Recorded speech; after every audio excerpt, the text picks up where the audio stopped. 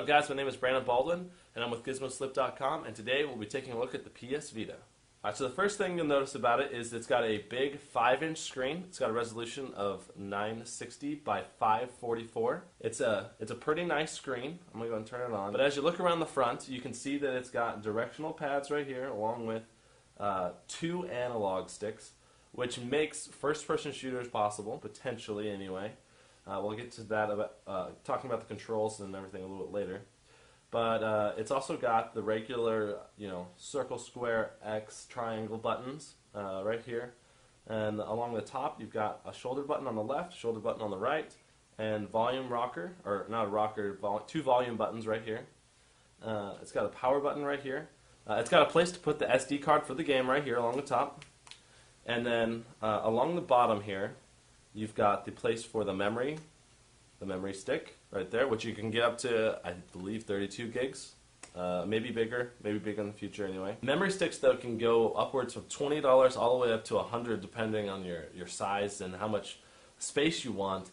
But the great thing about the memory sticks is that I believe you can store the games on here so that you can just play it right off of the device. And then you've got a power port, input right there, and then a headphone port right along the bottom. And then also on the front, you've got the main power button and the select, pause buttons right there, select and start buttons, as well as a front-facing camera and a rear-facing camera right there. Another important thing to note is that it does have a touch screen on the back. You've got the ability to interact with games.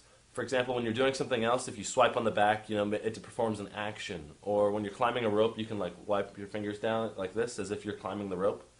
And it kind of just adds another interactive feature to playing the PS Vita, which is pretty cool. Playing a PS Vita is kind of unlike playing anything else out there currently, because there's nothing that has the same level of interaction with your fingers as you play along. Just taking a look at the UI now, you can see that it's got basically just a screen filled with apps for the main UI, and then you can load different programs, and the different programs stay up as kind of these big windows, and if you want to load into that window, you can switch. So I'm going to switch back into Uncharted Golden Abyss, which is a pretty good game. We enjoyed playing through a lot of it. I played it for about 6 or 7 hours, and it was fun.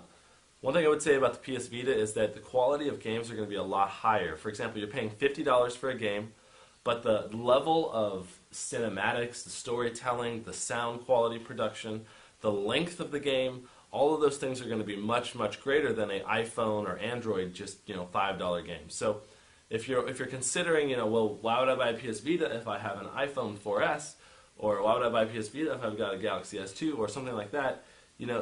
The most important thing to consider is that you've got better controls, and then you've also got the length of the games, the depth of the games, the breadth of the games. All of those things just come around to a completely different experience than what a cell phone can give you. But the games on the Android or iPhone are going to have much more lackluster quality, cinematic storytelling, length, game controls. All that makes a huge difference in your overall gaming experience.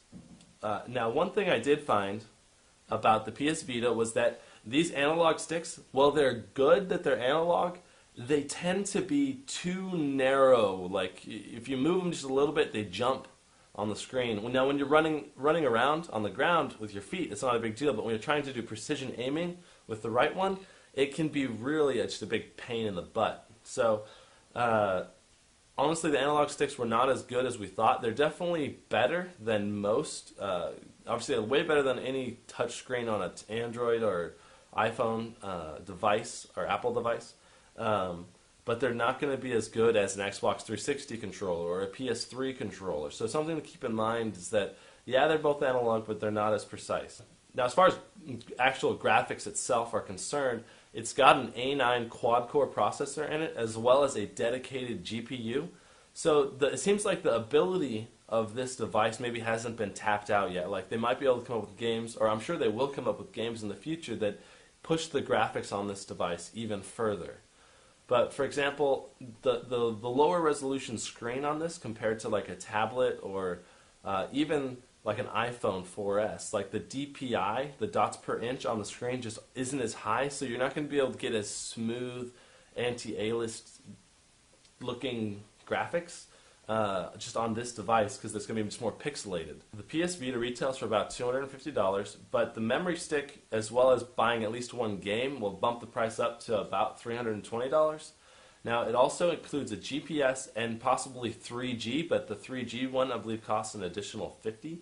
So something to keep in mind when you're looking to buy it is, do you want 3G? You'll have to pay for a separate plan from AT&T, and that's going to be on a month-by-month, pay-per-month kind of basis, and that can get expensive. So I decided that if I ever got one of these, I would just use Wi-Fi and then tether with my cell phone, which I'm willing to pay the extra per month because I can also tether with my laptop and other stuff like that. So I think that's a good alternative to the 3G version. The battery life you're looking at on this device is going to be around 6 to 8 hours. Depending on what you use, the brightness level and all of that stuff, I found that it was probably about 6 hours most of the time I was using it, but I can understand if you turn the brightness down and disabled Wi-Fi when you're actually playing a game that you could get actually 8 hours. Something else to think about is the web browsing experience was good, but it was a little bit delayed on the touchscreen. For example, you scroll down and it takes about a second or more for it to actually load the text that you scroll down to. It's kind of blank white, and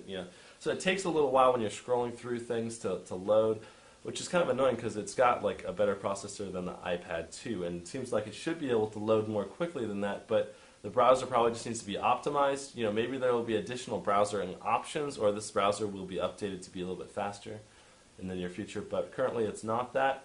It can store your pictures, your videos, a lot of different things. You can watch Netflix off it, and I did test that, and it worked exceptionally well, actually. It was a very smooth experience using the Netflix on the PS Vita. So if you're in the market for a tablet device, like I would say that this should not replace your cell phone, but if you're in the market for a tablet device, you've already got a cell phone. It doesn't even have to be a fancy cell phone. Maybe what you've got is a cheaper cell phone, but you want to have the gaming experience that an iPhone has, but a better one. That might be a good alternative to buying, to actually buying a PS Vita instead of an iPhone 4S or an Android smartphone. Or if you're looking to actually get a tablet and you want just a tablet that games better than a typical Android tablet, that has better quality games. And that's the main thing. You're going to have better quality games and you have a better quality gaming experience. Not necessarily better graphics. The graphics are actually probably about the same level. But the actual experience of the gaming is going to be just better because it's going to have analog sticks, actually tactile buttons, shoulder buttons for aiming, shooting, throwing grenades. And then the back, obviously, you'll also have more interactable features using the back. So if you're in the market for a gaming tablet, this is what we would recommend for you gamers out there. If you're in the market just for a fun browsing experience / reading ebooks, stuff like that, this is definitely not your tablet to get. And if you're not going to actually use it for gaming, like you're going to actually just web browse on it and like watch Netflix on it, this is again not your ideal tablet because the web browsing experience just isn't as good as the other tablets, and so it's something else to keep in mind. Overall, we did like the PS Vita for what it is. It's not something that can replace, like an Asus Transformer Prime. This doesn't have a keyboard dock. It doesn't have as long a battery life. It's not as big a screen. But it does game better than the Asus Transformer Prime.